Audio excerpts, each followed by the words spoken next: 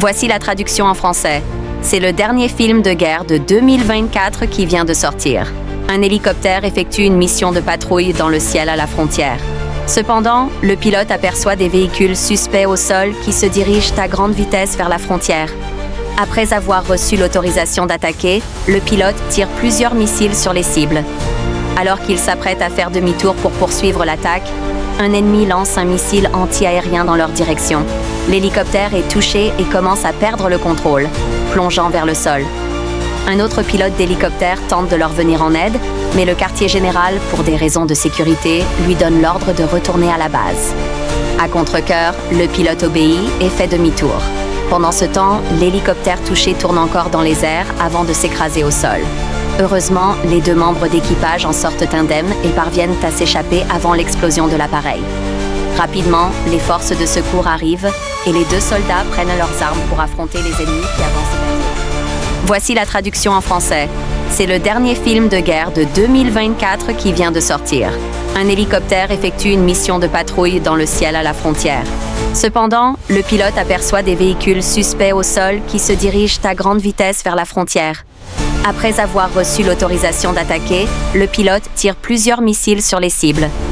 Alors qu'il s'apprête à faire demi-tour pour poursuivre l'attaque, un ennemi lance un missile anti-aérien dans leur direction.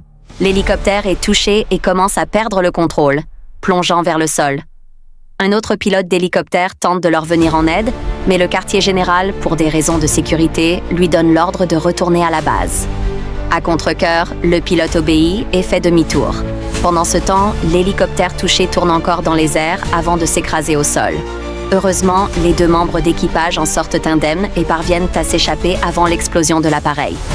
Rapidement, les forces de secours arrivent et les deux soldats prennent leurs armes pour affronter les ennemis qui avancent vers eux.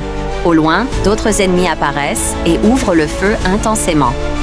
Alors que les deux soldats sont sur le point de perdre espoir, les renforts arrivent à temps et éliminent tous les ennemis, éliminant ainsi toute menace à la frontière. L'armée envoie alors plusieurs avions de chasse pour mener des actions de combat.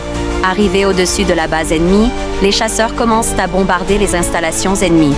La défense anti-aérienne ennemie réagit rapidement et tire des missiles.